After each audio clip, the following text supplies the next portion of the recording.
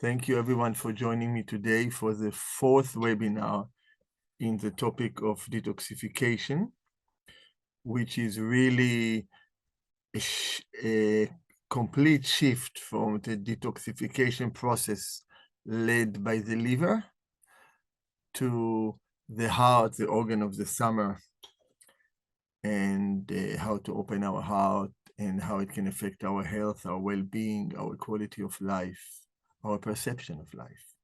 So really today is about detox, acceptance, and healing. It's really moving a little bit more into open heart medicine, all the way a little bit from the mind experience, all the way to our cellular experience.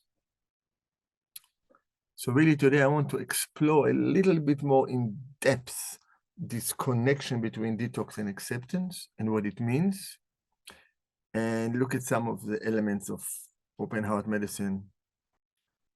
We can get started by connecting with our hearts. We can sit comfortably, let our sitting bones sink into our chair or into our pillow if we are sitting on the ground. Just feel the gravity, allowing our body to relax into its basis. Feel how your diaphragm is going down and how your breath is deeper with less effort. The spine is long, your chin a little bit inside, so your neck is long.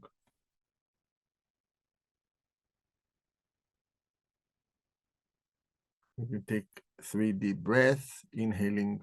When we inhale, visualizing taking in white light, and when we exhale, we release any tension.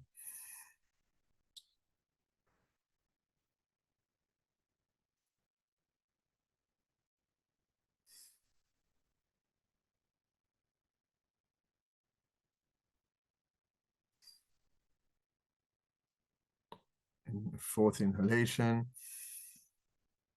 and we let go with the breath. And we let our mind and heart open into the infinite space, and within it we say hello to our heart. Bring our hands to our chest and feel the warmth of the heart.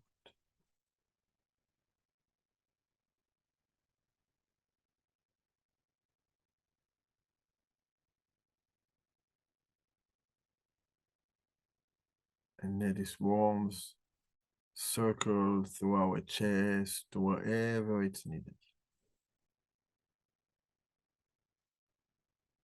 And feel how the connection with the heart releases the intensity of how our brain, our mind works.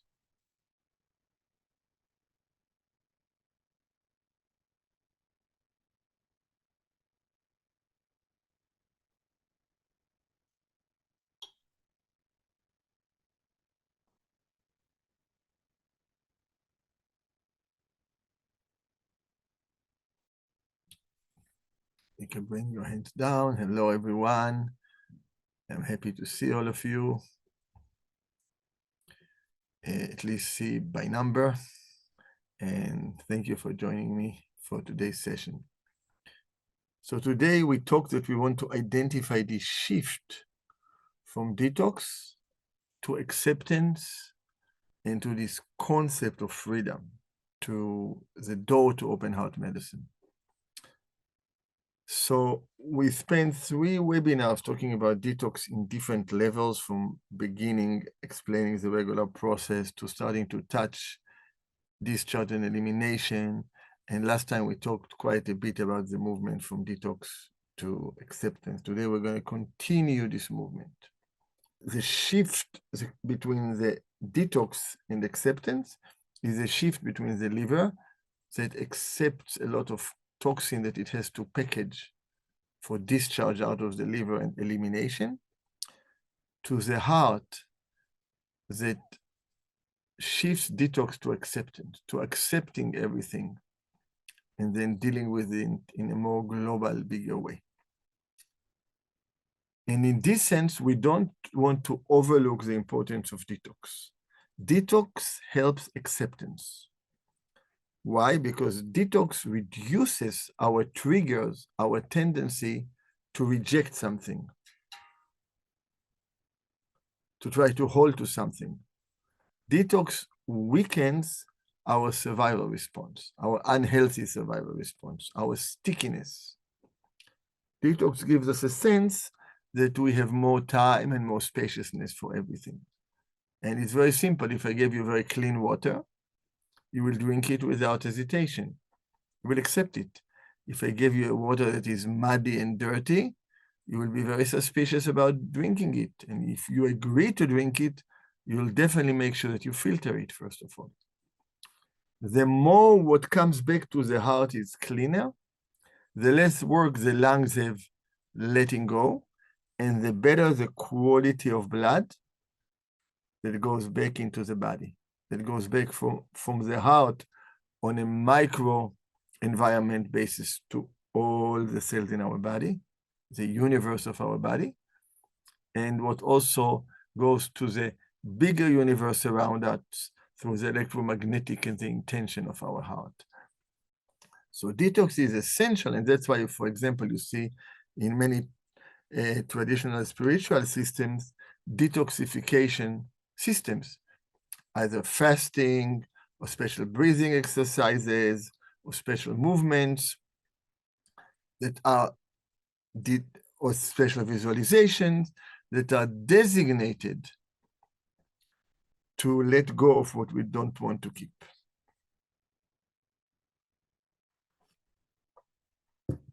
This can be chemicals, material toxins, can be traumas, can be emotions, can be mental biases, in all the levels of substance, of movement of emotions, and of mental and mind capacity and cognition. All of this can be let go of. But then it allows for the big shift. The shift from detox to acceptance. It's a mega shift. And the reason is that detox is a losing proposition. We will always have stuff to detoxify, and we will always generate toxins. When we increase our acceptance, what we identify as toxic is reduced. There is less stuff that we need to get rid of. And we talked about it last time, and we gave some examples, right? Classical examples. Detoxification by elimination diets, by eating only what is very clean and doing cleanses, so we don't react to it, but it narrows what we can eat, or being able to tolerate more foods.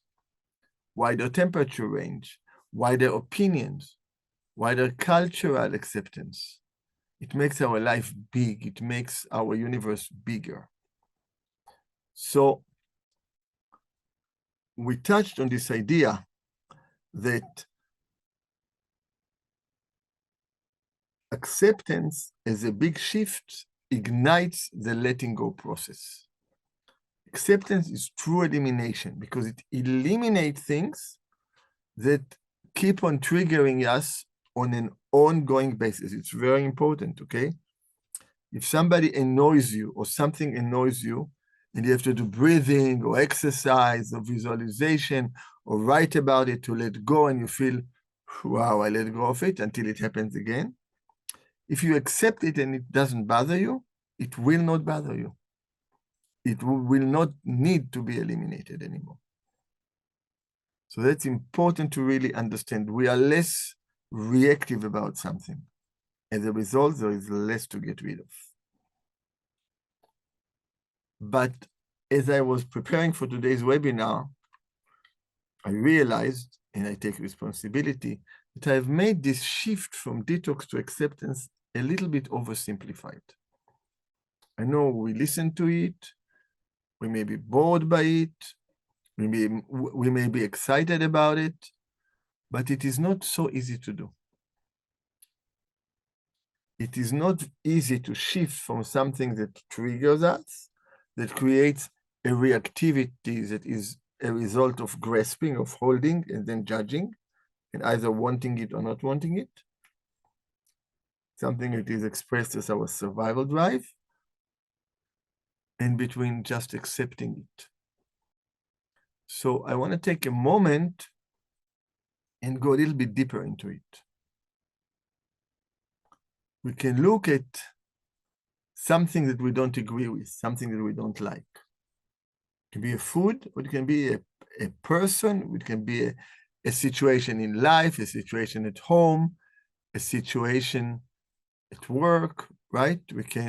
All of us can take a moment, close our eyes, or stay with our eyes open, and remember such a situation. Connect with it.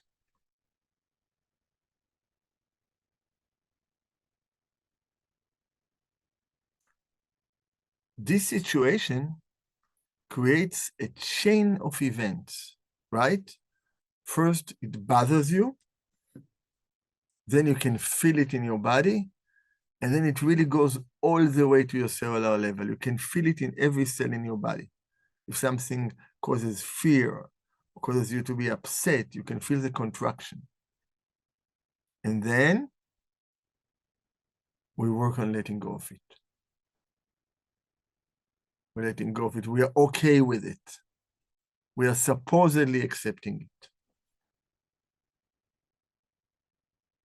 So first we reacted to it, which is very natural, just like the sympathetic system reacts right away to a stimulus. And then we deal with it, either by being reactive and upset about it and confronting it, or being fearful about it, or accepting it, or forcing ourselves to accept it. And you can see, just thinking about it, in a moment we'll do exercise about it, the chain event on our physiology. It's amazing. So when we detoxify it, we let go of it. Like we say, that's it, it's done, we are putting it behind us. And that's a very important concept. When we touch a concept like acceptance and letting go, we want to look at letting go in a little bit different way that I want to introduce today. I don't think I talked about it before. And this is, what is the depth of the authenticity of the letting go? There is an authentic, active letting go, where we actively train ourselves to let go, to accept.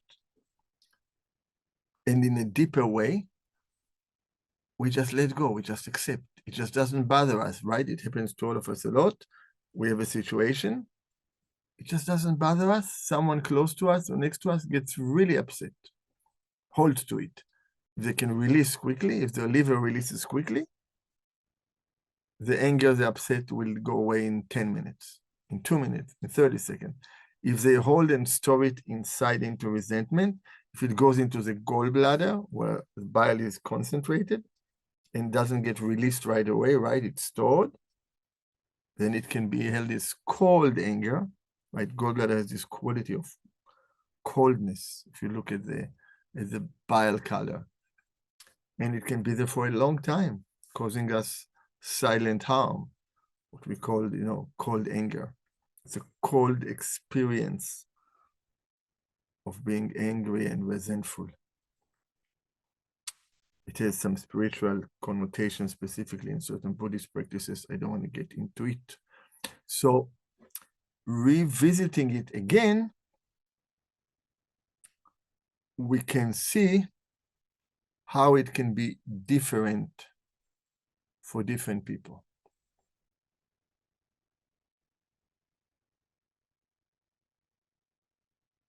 So this is one process, is a process of active letting go, and the other one is letting go over time. The same process also applies in Chinese medicine to growth. We have growth that is growth of time. We really don't grow. We don't try to grow. We biologically grow. This is a 7 and 8 year cycle in Chinese medicine. So 7 for women, 8 for men. And we start, we get taller, our teeth change around 7, 8. We develop sexually around age 14, 16. And then we develop physically. And then at some point we are developed, age 28. And then we have to make an effort to grow. It's an active process until hormones start going down, In women, it's very dramatic, menopause, and then we start aging without control, compared to aging with effort, which also gives a quality of expansion. When we are looking at acceptance from the second kind, acceptance of letting go over time, and we say, oh yeah, I'm okay with what happened yesterday. I'm okay with what happened 5 years ago. I've let go of it. But it's a simple passive, like a memory fading away. This kind of letting go will be triggered by certain stimulus of the present time. It will trigger us. This is a classical PTSD mechanism. Something happens and it triggers a disproportionate reaction. And something triggers, and it also can, something happens, the stimulus in the moment, and it triggers a physiological response. And suddenly we get a cold, we get a disease out of the blue, because we really never resolved the issue. We just packaged it in a box and put it aside as part of our quote-unquote acceptance. We want to avoid this denial, packaging something as if it's really accepted and letting go. When we connect to the heart, we can't avoid it because the heart keeps on flowing. When we push the experience into the side, which is called in Chinese medicine the side channels, then we are avoiding it. So I really want you to take a moment and contemplate the profundity of this, because this is what determines the quality of our life. Really does. When we shift to acceptance, it's monumental. We can still get upset. We can still be in a rush. We can still be reactive. You know, if somebody is asking us to do a task of 5 minutes and we have only 2 minutes, yeah, we have to rush. We have to tell them, listen, we don't have time for 5 minutes. You have 1 minute. Why are you rushing? Well, you're trying to put 5 minutes into 1 minute. I have to tell you. But it doesn't mean that we're not accepting it. There can be an underlying quality of acceptance, and it's life-changing. So what we want to examine is how real and how authentic is our acceptance. And this is at the basis of meditation practice, of spiritual practice, and of being authentic with ourselves in our life. It's really sounds simple. It is so profound. It is truly life-changing. And the reason why I'm emphasizing it is that because I've talked about it kind of casually a little bit, although I was probably a little bit dramatic about it. Like I tend to be a little bit dramatic about things that I get excited about. But it's really profound, and it is not as simple. And, you know, sometimes I introduce a concept that took me 30, 40 years to really mature. Even if I'm slow, still I spent a long time. Then I expect somebody to understand it in 2 minutes. You can understand it on the surface, but I want you to connect with it. Connect with it in your cellular level. That's when the difference happens. So I want that for us to do a short meditation around this, just so you can experience. So you can sit with your back straight again.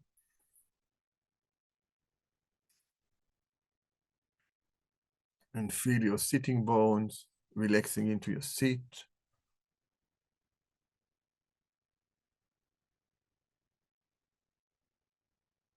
Let your whole pelvis open up, your whole basis. Make it spacious and relaxed. And feel how it's affecting your breath and how it's affecting your mind and your body sensations. In the perineal area, feel the perineal area between the anus and the genitalia. And from there, you can feel some elasticity that allows the spine to straighten, chin a little bit inside, shoulders relaxed, hands wrapping the knees or one inside the other. Your gaze is soft with your eyes opened. or closed. You breathe through the mouth or through the nose. We will clean our breath, inhaling white light. We'll do one round, inhaling white light from both nostrils, closing our left nostril and exhaling any tension, any illness, any stuckness is black, gray color like smoke.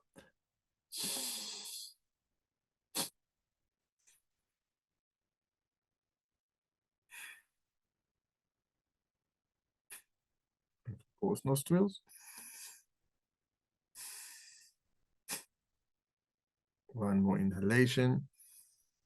And we exhale, letting go. And let your gaze open up. Let all your senses open to all sensations from all directions. Doing it a little bit quickly.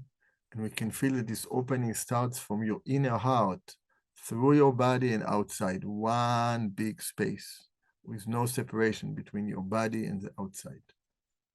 You just rest. And with every exhalation, there is a letting go.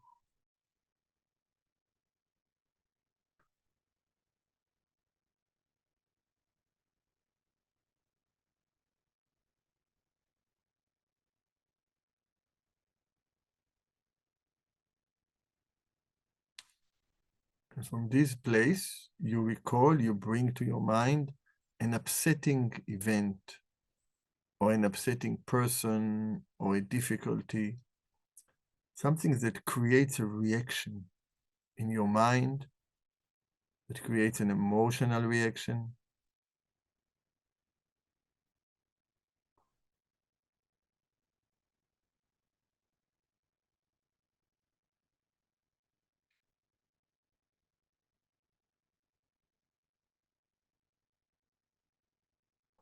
And you feel the reaction inside your body. You feel what it does to you. You feel it in the chest, in your heart, all the way to what it does to your cells. When I say cells, a systemic quality. And also you will find there are certain areas that contract more than others, based on our vulnerability, on the different organs, on the specific quality of the trigger.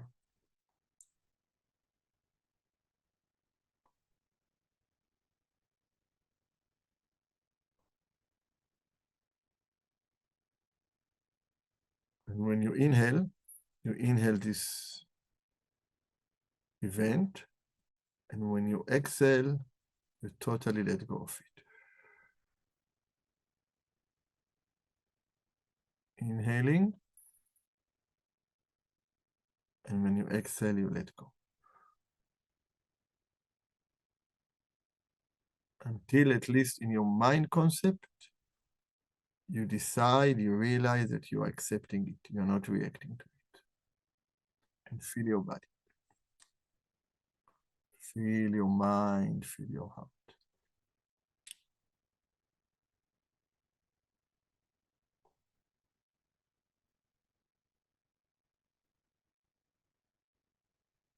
Often when we accept, when we let go, we step away from the event. We create a distance between us and the event. It is very relieving. We are not triggered, we're not reacting, but it also has an element of disconnect, especially for those who are meditators, who practice meditation. We are observing the event. We are no longer part of the event. A natural step in the growth of meditation that we have to go beyond. So we are able to accept while we are in the event, while we are in life. Just feel what happens. Close your eyes. And when you bring up the event, feel what happens. Try to have the same event come and see what happens.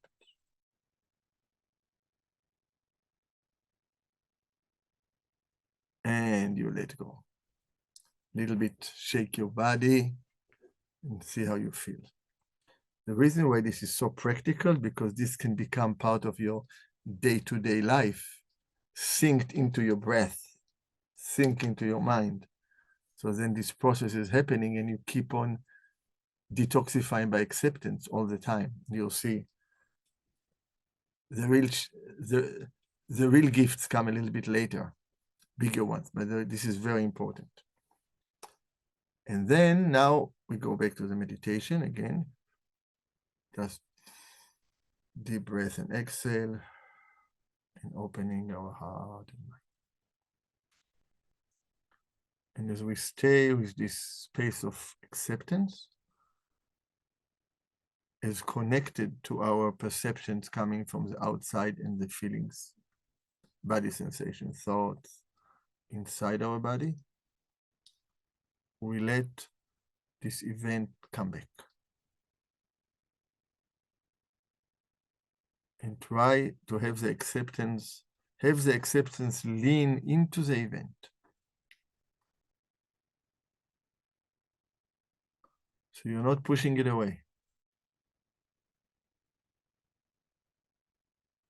And watch the effects that this does on your body. Watch how this trigger is not starting the same chain of events, right? It's pretty remarkable. Suddenly there is more space in the body.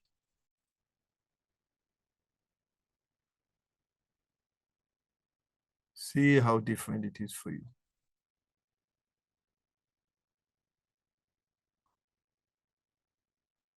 And with every exhalation, you let go.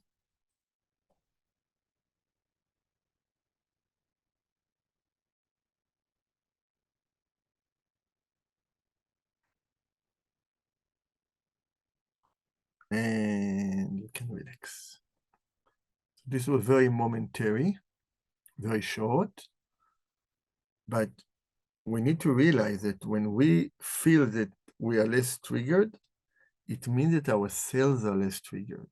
It means that our organs are less triggered. It means that over time, the receptors on our cell membranes are different. It means that we are shifting into a healthier metabolic function, that we are activating the mitochondria that feels safe enough to function normally and not be in a rush.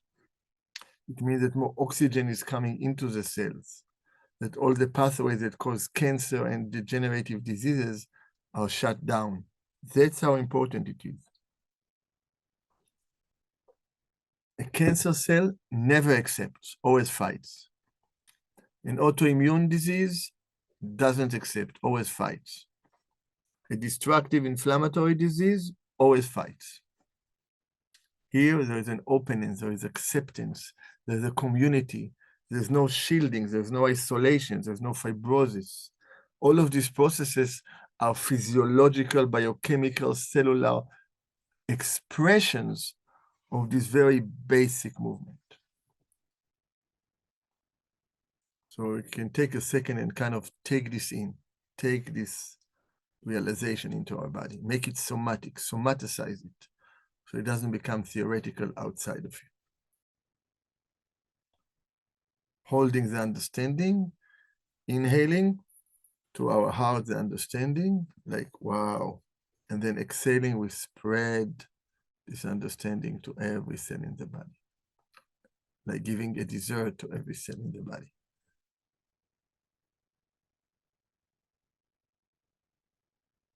See how different we can feel. It's remarkable.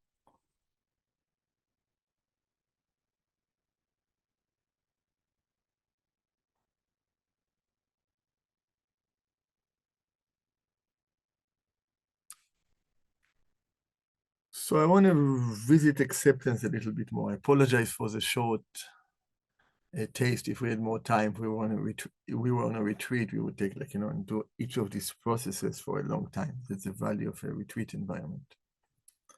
So when we look at acceptance, there are different levels of acceptance. The most basic acceptance that all of us are capable of experiencing is what I call conditional acceptance. Acceptance that is based on subject-object, on conditioned existence. on our reality being a result of us as a subject interacting with an object, what the five senses that come to our perception, our inner feeling, emotions, body sensation, thoughts, and our relationship with them. This reality is a result of this interaction, and that's why it doesn't have an inherent, impermanent basis. It is truly illusory in nature, based on a subject and an object. Within it, we go through a process. So when I talk today, if you did the exercises, you logically and mentally try to tell yourself that you are accepting the situation, and you could see an effect. There was an effort in your process, and in some level it was a bit fabricated, but it still was beneficial. When we make a shift from the liver to the heart, when we truly broaden our acceptance, when we broaden the view of what we can say is okay, we then have a less effortful acceptance. The acceptance becomes less and less effortful. It becomes more and more effortless. It becomes more and more authentic, because the more effortless it is, the more it's how we function, even when we don't think about it. And that's an important state of training in our life reactions, in our relationship with ourselves, and in meditation. We often, for people who are interested in meditation, will get caught in an experience, a bad experience or an amazing experience, right? There are many meditation systems that are developed because somebody had a blissful, amazing, full of light experience, but it's just an experience. They got caught in the experience. They gave it certain value and they held to it. They made it better than something else. Acceptance ends within it another quality that we will touch in a moment. So the state of acceptance, the training to come to a state of acceptance, we train often by understanding the source of the trigger. For example, if there is somebody who really upsets us, we can understand why it happened to them. We can see their point of view, which helps us accept it. In Buddhism, we talk that everything is caused by suffering, the truth of suffering. Somebody was mean to us because this was triggered through their inner suffering and distortion, which is true. And it helps us to accept it and respond with kindness instead of react with being upset and mad. And it does really help our life quality. So in this sense, acceptance broadens what we can tolerate. Okay, that's an important statement, because when acceptance broadens what we can tolerate,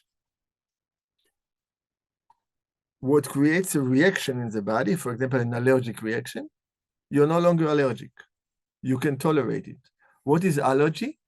Allergy is a narrowing of our ability to accept things, so they trigger a reaction, an inflammatory, reactive, histamine-induced reaction, when it really shouldn't be there, when it's really not serving us, when it's really not protecting us. If we go into longs and drugs here in California, we go into a big shopping store, and there are some perfumes in the air, some far away. Who cares, right? But our body cares and we react. And it becomes so extreme that before we go in, we already react because we know we are going to react. So acceptance broadens what is tolerated, and MCA, multiple chemical sensitivity, muscle activation, MCA, is an expression of an imbalance and a loss of the acceptance capacity. And what do we do?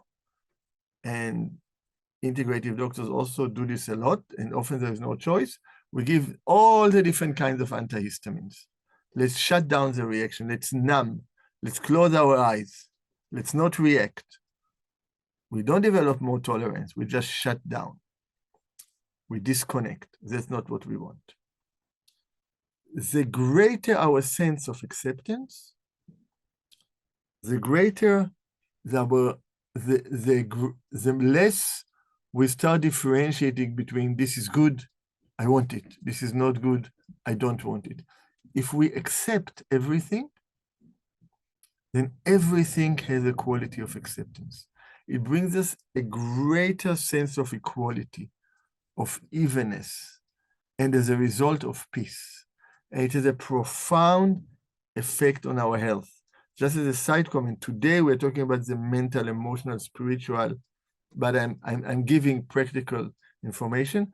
Our next webinar in late August will be all about the medicine part of it, the lifestyle, the supplements, the herbs, the exercises, the treatment. It will be all medical, completely protocols. What should you do? How do you protect your heart for the summertime? So I'm going to bring this into the doctor part of me, into the regular doctor. This is a real doctor. The other stuff is more chemical doctor, but we need to do this. So we get this greater sense of equality, of evenness, of peace. Our system, which contracts, opens up. Even our wrinkles can go away because they are contraction. This can get us going. So it's really a transforming, life-changing event. Just entering into the door. But the real transformation comes when we find the real door to who we really are, to our true essence, to what is, for example, in Vajrayana Buddhism called Kadak, original purity.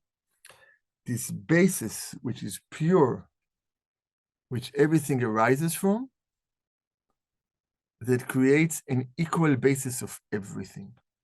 So while there are different expressions and we react to these expressions differently, which is normal, there's a certain sense of equality, of purity that is underlying everything, and it's unchanging. It's always the same. So this is a highly esoteric concept that is hard to come by. When we feel at peace and thoughts come and go, and we feel that they don't affect us, this is not this purity. This is just being able to rest, to have our mind calm, what is called shamatha, calm abiding without support. It's resting, and the event that happened doesn't affect it. When we find this pure essence, it's very different. It's like everything brightens up. Our reality will never be the same, even if we experience it for 1 second. Acceptance is a more gross, a less refined, a practical, easy to come by expression of this quality. The more authentic the acceptance, the easier it will be for us to find the door. It's really a door where you realize there's no meditation actually. And when we find this door, the more authentic is our acceptance. It's really the difference that everything that expresses from this place, we call it from the divine basis of everything, everything that gets created from this place, you can look at it. Everything arises from it, and everything falls into it. And we in our regular tendency of our mind, in our reactivity, in our survival response, grab what comes up. And we either want it, or we push it, or we're neutral to it, or we learn to just be open to it. The real trick is, while we do this, to never be separate from this unchanging place. This is true freedom. This is really what, and I mean, I can't say I never talked about it, but in this simple way, in just in a webinar, this is really what open heart medicine is. This is really what freeing the survival paradox is. Everything else is preparation. This is where the true potential for infinite healing happens. Because we are tapped into this basis whose expression is ever changing. It's really totally in sync with quantum physics. There is no solid reality. We can't hold it in time and space. It's always happening. It's multidimensional. It's timeless. It's beyond time. And within it, everything can happen. So that's ambitious to try to explain. So this is the journey from acceptance to freedom. So this process of freedom is very spontaneous. It just happens.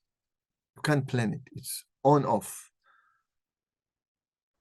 When we work through acceptance deliberately, it's a safer process because it's a step by step by step. The journey from acceptance to get closer to freedom goes through forgiveness. Forgiveness to ourselves when we exhale. When we exhale, when we let go of what we don't want, there's an opportunity to also let go in a deeper way and add forgiveness into it. That's why when it doesn't happen, we are caught in regret. We are caught in infinite sadness, and all of this relate to an imbalanced lungs compared to lungs that can let go. We'll talk more about it in the fall seasons. Forgiveness to others, this gets triggered when the liver meets the heart, when we accept. Acceptance is a door to forgive others. Because we are getting from our cells, from our DNA, what the cells didn't want, that reflects multiple influences, multi-generational, by multiple people, by multiple events, by multiple chemicals, and we are accepting it. We're not trying to get rid of it. So I'm describing here different processes that are worthwhile listening to a few times when you get the recording. So this is an inner universal secret part to it, that often certain insight that I received about 5 years ago. No, maybe, no, actually longer, I think, maybe 7 years ago, 8 years ago, whatever. I'm getting older. And this I teach more in a retreat environment, at least for now. But today I really wanted to give you a sense of it. And I really want to tie this into, to encourage you to use your breath, to use the breathing as a tool for this. Okay, so there's one question that relates to the topic by Christine. She asks, does the inhalation feel like breathing down into the heart, or as though the breath is actually initiated by the heart itself? Christine, this was exactly the exercise. So it's a great question. Both are correct. There is an inhalation of the heart breathing, and that's, for example, from the Heart Math Institute, but in general, in the most esoteric Buddhist practices, really the most esoteric, that now actually taught very openly. They are called Great Perfection, Dzogchen, but used to be very secret when I learned them, one-on-one or 5-10 people with our teacher for weeks in the mountains. We actually keep a little bit of air in the abdomen, so the diaphragm is a little bit down, and we breathe very shallowly through the heart. So we're actually doing heart breathing. We breathe with an open mouth.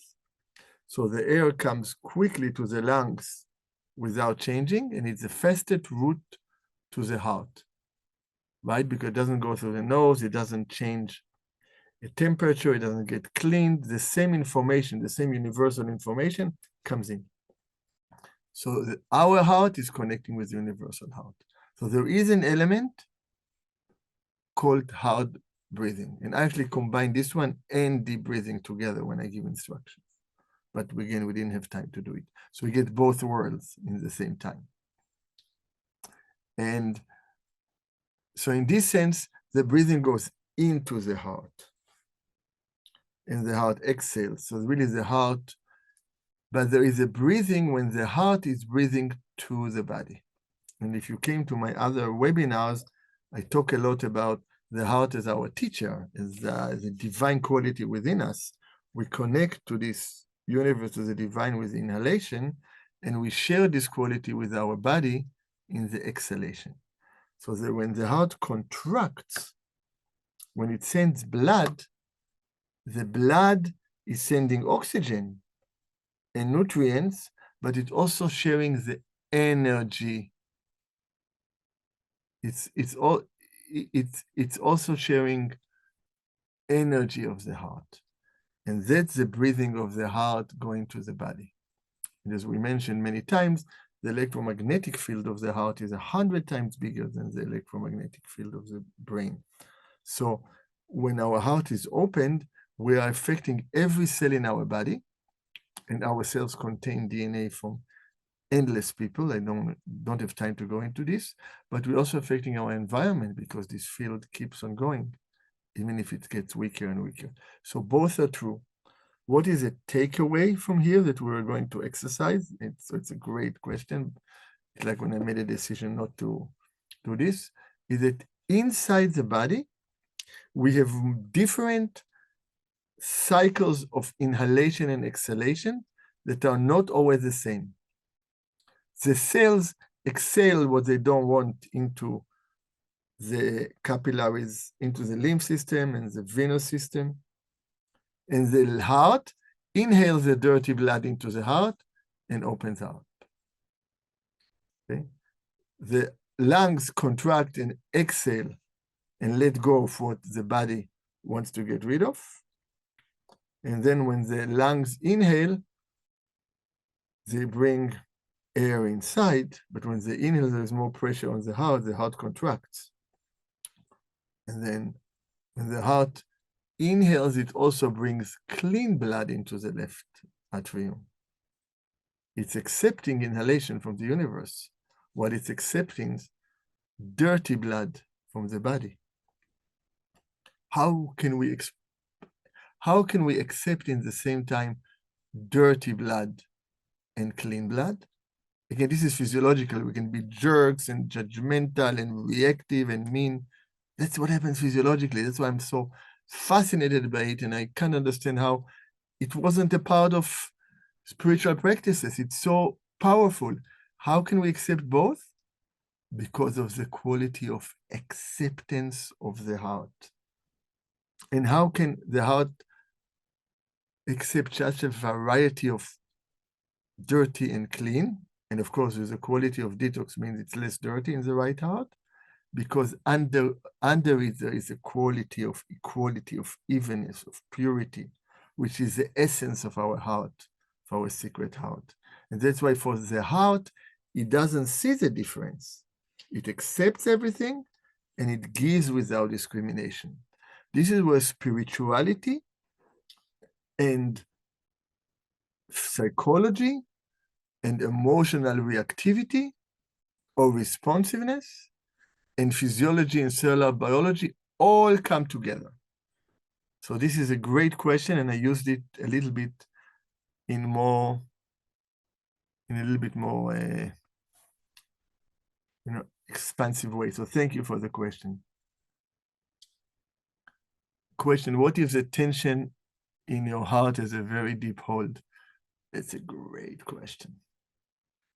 And that's tough, because often our heart tension is really, I'm getting some great questions. Oh my God. So the tension of the heart, sometimes it's our tension. It can be as simple as we have an upper back problem and we have scoliosis of the upper back and the muscles get tight because we lifted something and we feel tension. Or it can be emotional tension. But we are made, we are made from endless people. If you look 25 years per generation, 1,500 years, it's 2 to the 60th power, or you go 1,750 years, 2 to the 70th power, 2 times 2 times 2 times 2. It's an infinite number. Infinite number has made us. many of them had the same patterns, right? You see patterns. And then they affect how we respond to ourselves, how we respond to others. If many of them had a similar influence, they have created an impression on us, a thumbprint on us, a scar in us that affects our genetics and epigenetic trait. And it can express as chest pain and heaviness that is really not ours in this life. We are carrying it. And part of the letting go will often create multi-generational letting go. That's the power of Tonglen, especially the inner and secret Tonglen that I talk about and teach. And we practice Tonglen a few times, and quite more than a few times. So you're welcome to look for it, and Wendy can put the link for the Tonglen 1 hour or whatever it is explanation and practice. So that's, yeah. So, and then eventually, like for me, I often share the story that I used to have intense pain here in my chest since like age 10. You know, I ended up in the ER many times as a kid, and upper back scoliosis. And then really about 10 years ago, or 8 years ago, or 9 years ago, with a meditation, with some psychological insight, I came to the realization that I'm holding the Holocaust trauma of my grandfather that was never spoken. You know, he had 10 out of his 12 siblings were killed by Hitler, and we were never told about it, and I'm named after him. And the moment, so the realization was a psychological, mental realization, like I saw it. And I don't want to go so much into the details, but the letting go was a meditative letting go, because I tried the method that helped me. I sent many people to learn the same method, and none of them had even similar reaction. I realized it's really the meditation, the complete letting go. Then it went away. It never came back.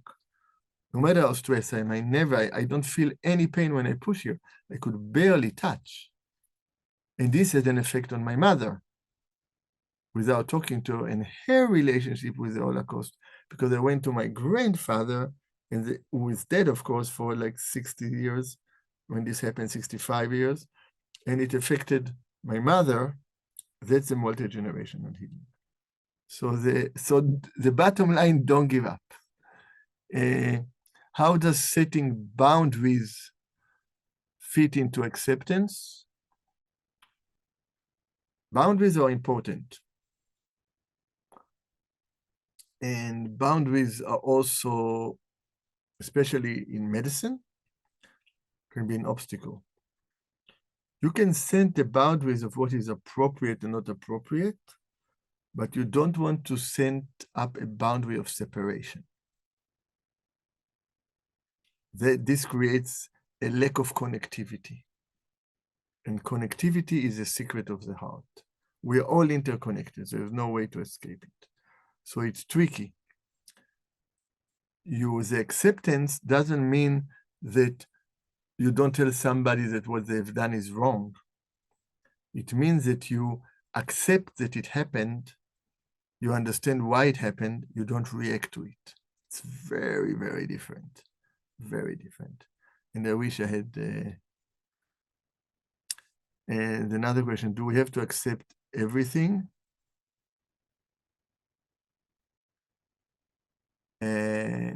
No, it doesn't mean if something bad happens to us, we don't have to accept it from the point of view, okay, it has to be this way. Of course, remember, acceptance is the entrance into the heart. The heart's quality of giving infinite love and compassion is based on realizing the freedom, the changeability of everything. Everything has to be changed. But if we accept it, it's much easier to change than if we struggle and react to it, because then we stick to it. It becomes sticky. So no. Today we talked about the entrance into the heart. And then there's more to talk about, and I hope I don't get carried away and do a 5th webinar. It was supposed to be a one-time webinar on detox, but I'm just enjoying it. So maybe at the end of August, you'll find out You have to read it to hear all of this again. So how long to hold the breathing and how long to exhale? There are different ratios. Naturally, the exhalation is longer than inhalation, about twice the time. There's a very big difference between the gap between inhalation and exhalation. We inhale and we hold, and the difference between exhalation and inhalation. One pushes and helps the letting go, and one helps the nourishment. It was part of the exercise of today. One person asked a very difficult question. How does one forgive a person who has harmed someone we know or harmed ourselves? Very difficult. It's doable. It doesn't mean that you accept what they've done. And it's a process. It's a process that has a mental component, understanding where it came from, to a process where when we don't, when there's more acceptance, when there's more, we touch more of this infinite space where everything comes from, then things don't stick to us as much. So we don't hold to difficult things. If they still harm someone, this person still has to be supported. The other person, should be dealt with. But we are not reacting to the situation, because when we react to the situation, when we don't forgive, we are the ones who are holding the ball, as Gilly, my partner, says. We are the one who are holding it in suffering. We are creating difficulties for ourselves. But it's a process. It's not easy, I know from my own experiences.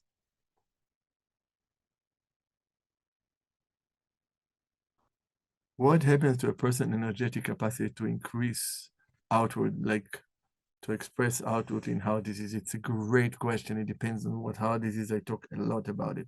Different diseases have different effects, and different psychological processes will lead to different diseases. But I don't think we have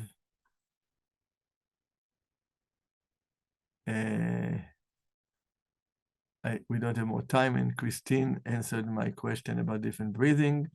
Thank you. I can feel this subtlety. Great. That's perfect, because this time, if you felt it this time, then your body remembers it. Just try to do this. Sometimes it's easier in a group. But anyway, yeah, thank you. Wow, really good. These are the questions I love to talk about. I know everybody asks me about Pectosol, and it's an amazing supplement, I have to say. And I embrace it, even if I'm not so involved with it, except trying to do getting the metastatic early metastasis prostate cancer study going, because there are promising results. But it's something I've created, helped hundreds of thousands of people. So next webinar, I'm going to talk about how to optimize the use of Pectosol in cardiovascular disease. But this is really what I get excited about. So, and my work on sepsis, of course, with Eliaz Therapeutics, which can save so many lives. So just to summarize, the next webinar will be more about medical and practical aspects, but maybe we'll touch a little bit of this if we have some time, kind of catch up on the questions. And I want to encourage anybody that is on the fence to join me in Hawaii to my next retreat, September 9th to the 13th. There are literally another 4 or 5 spots, and I will not be doing it in 2026. So it's really where we put all of this process happens on steroids very intensely. And so it's really a life-transforming experience. And this year, in addition to the 4 days, I'm doing another morning session the next day. So it's kind of going into another day in the morning. So almost everybody is staying one more night to kind of unwind, so they get another chunk the next day. So it'll be a longer process. So I invite you to join me.